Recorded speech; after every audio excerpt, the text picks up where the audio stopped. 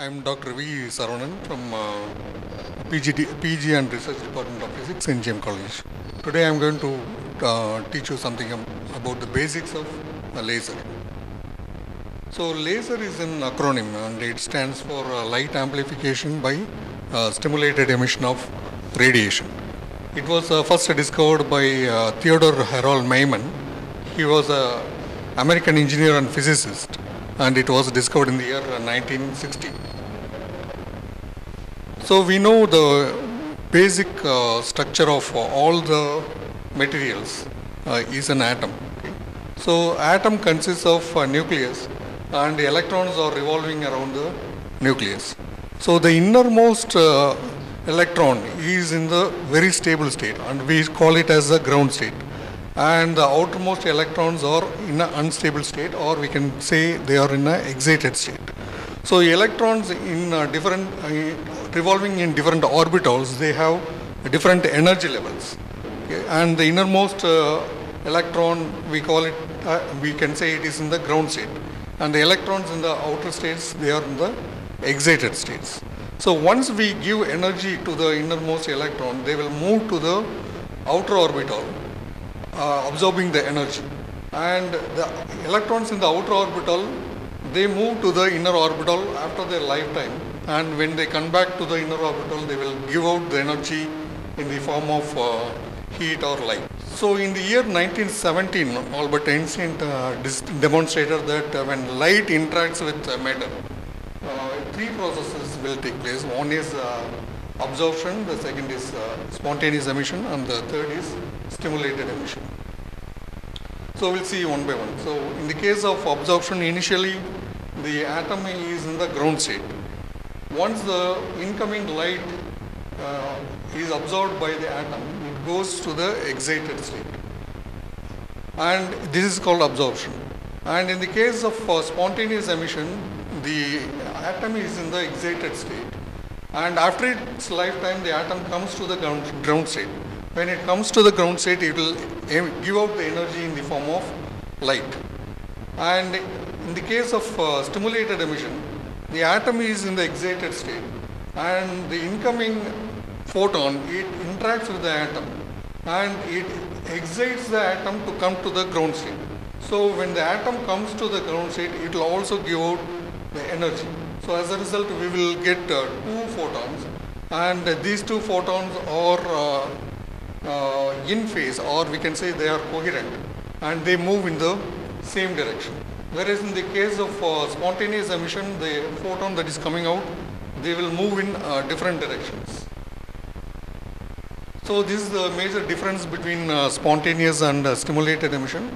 So in the case of spontaneous emission, we can say that the atom or molecule is in an excited state and it undergoes a transition to the ground state, and when it undergoes the transition, it will emit photon. In the case of stimulated emission, so the atom or molecule is in the excited state, and when it undergoes transition to the ground state, due to the application of external force, it will emit the photon. Okay? In the case of spontaneous emission, the emitted photon will move in different directions, whereas in the case of stimulated emission, the photon will move in the same direction. The energy of the emitted photon is less in the case of spontaneous emission, whereas in the case of stimulated emission, it is high. And in spontaneous emission, the intensity is less, whereas in the case of stimulated emission, the intensity is high. And also, in spontaneous emission, it is non-coherent, and in stimulated emission, it is coherent. We have another phenomenon that is called population inversion, which is very much required for producing laser. Okay? So in the case of spontaneous emission, it is more predominant in the optical region, or we can say in the ordinary light. So ordinary light usually produces spontaneous emission. Okay? But this is not required for laser. For laser, we have to increase the number of atoms in the excited state. So this can be done artificially by means of something we call it as population inversion. So in the case of population inversion, we can see at equilibrium, the number of atoms in the ground state is much higher when compared to number of atoms in the excited state. But due to population inversion, we can see that the number of atoms in the ground state is less when compared to the number of atoms in the excited state. So this is very much required for stimulated emission. So this population inversion we can achieve by different methods. So one is called optical pumping, and the other is called excitation due to the help of electrons. Then we have inelastic atom-atom collision. Then there is a direct conversion, then excitation by means of chemical process. So in the case of optical pumping, we use light as the external source to excite the atoms from ground state to the excited state. For example, it can be done in the case of ruby laser or Nd:YAG laser. So in the case of excitation with the help of electrons, we use a very strong electric field in which the electrons are accelerated to very high velocities and they collide with the gas atoms, and these gas atoms will go to the excited state, and this is done in the case of organ laser. And in the case of inelastic atom-atom collision, so here we also use we use electrical discharge process in which the atom A goes and hits atom B and it excites the atom B and it also goes to the excited state. Okay. So initially the electron will collide with atom A will get excited, the excited atom A will go and collide with atom B and atom B will also get excited. Okay. So this is done in the case of lasers like helium neon laser and carbon dioxide laser. So we have another process called direct conversion. Mostly this is used in semiconductors. So in here the electrical energy is applied to direct band gap semiconductors like gallium arsenide, and the combination of electrons and holes will take place at the junction and it is converted into light. So this is done in the case of semiconductor lasers. So we have another process called a chemical process in which atom or molecule is a product of chemical reaction, and this is done in the case of dye lasers. And in the case of universal laser system, we use three different components which are necessary.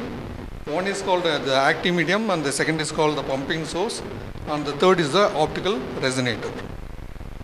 So in the case of active medium, here the population inversion takes place in the active medium and the laser light is generated in the active medium. And the active medium can be of all the three types of matter, that is a solid, liquid as well as gas. So the pumping source we use to transfer the energy into the active medium. Okay? So here the energy is absorbed by the medium and the atoms will go to the excited state. So when the number of atoms excited is more than the number of atoms in the ground state, then we will get population inversion. So in this condition we will get stimulated emission and which produces laser. So in the case of optical resonator, we have a pair of mirrors, and the energy absorbed by the medium is will produce excited state of electrons. Okay? So the number of state of electrons that are excited will produce population inversion, and it will lead to stimulated emission. So these stimulated photons will resonate in between the mirrors. So in the optical resonator, one mirror is fully polished and the other mirror is partially polished. Thank you.